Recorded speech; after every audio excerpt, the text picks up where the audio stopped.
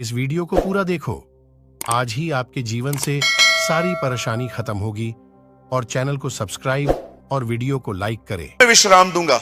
अब तक सब लोगों ने यहां पर पढ़ा है। नाउ लिसन ब्रदर, 29 लगाइए, सब यहां देखिए। आप घर पे आराम से 29 पढ़ना। देखो अब यीशु क्या कहता है, कैसे बोझ देना है उसे। मेरा जुआ अपने ऊपर उठा लो। यहां देखिए, 1 मिनट। हमें 28 लग रहा था ये प्रेयर के बारे में है। प्रभु के पास जाने हैं, अपने बोझ देने हैं और चले आना है। अब देखो यीशु क्या कह रहा है, मेरा जुआ अपने ऊपर उठा लो। बोलिए जुआ।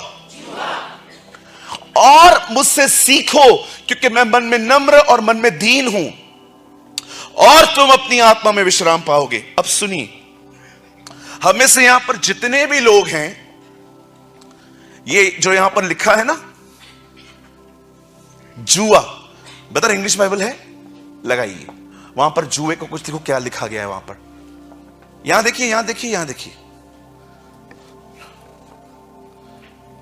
मेरा जुआ अपने ऊपर, take my yoke, YOKE, yoke. बोलिए यॉक।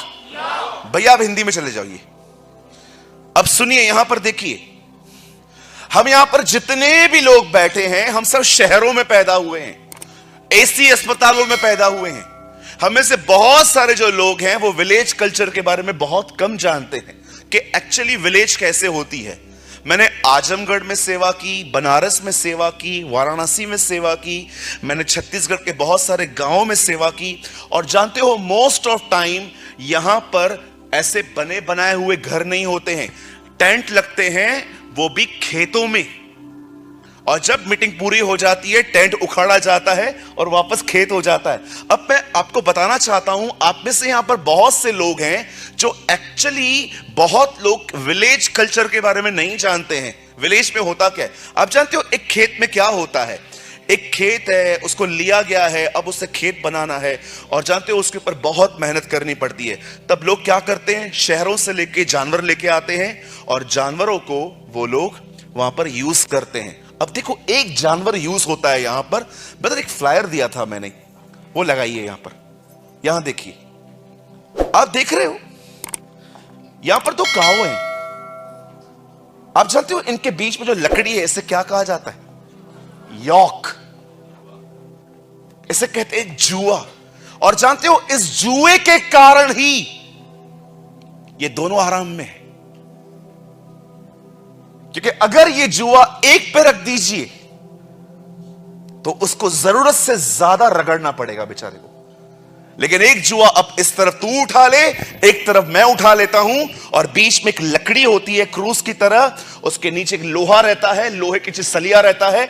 जैसे जैसे वो आगे बढ़ते हैं, पीछे जमीन उखड़ती जाती है और वहीं पर बीज बोए जाते हैं। यीशु कहता है, अपना जुआ मुझे दे दो और मेरा जुआ उठाओ। अब जानते हो यहां पर आप क्या कर रहे हो?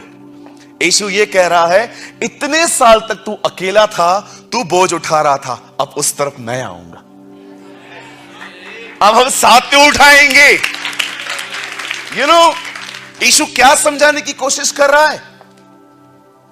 वो कह रहा है, तू इतने साल तक खुद सब कुछ उठा के चल रहा था, तू कब मुझसे शेयर करेगा?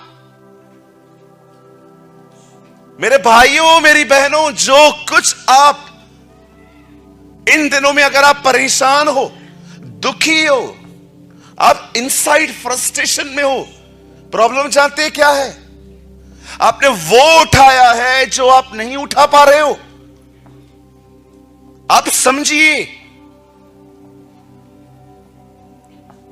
स्ट्रेस मार देता है लोगों को,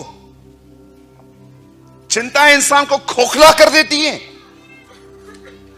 यहां पर बहुत सिंपल यीशु कह रहा है, सुन, मैं एक यॉक लेके आया हूं, एक तरफ तू उठा ले, मेरा जुआ उठा, वो हल्का है। जानते हो उसका जुआ क्या है? बड़े ध्यान से सुनिए। अब आप विश्वास कीजिए, वचन शुरू नहीं हुआ है अभी तक, हम अब करेंगे उसे। लेकिन जस्ट मैं आपको बेस बता रहा हूं, बेस, इट्स अ बेस।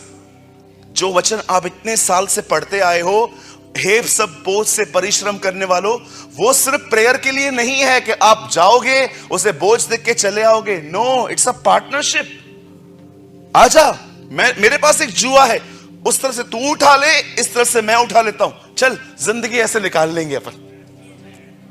मेरी बात समझ पा रहे? आप क्यों सारे बोझ खुद उठा रहे हो? मुझे बेटी की शादी करनी है, बेटे को एजुकेटेड करना है, घर बनाना है, यार कुछ भी हो जाए अपना घर खरीदना है। यार इतनी जिंदगी भाड़े पे निकाल दी हम लोगों ने। हम कितनी सारी चीजों को उठा के चलते हैं। क्या हुआ मुझे बताइए, कहां पहुंचे आप?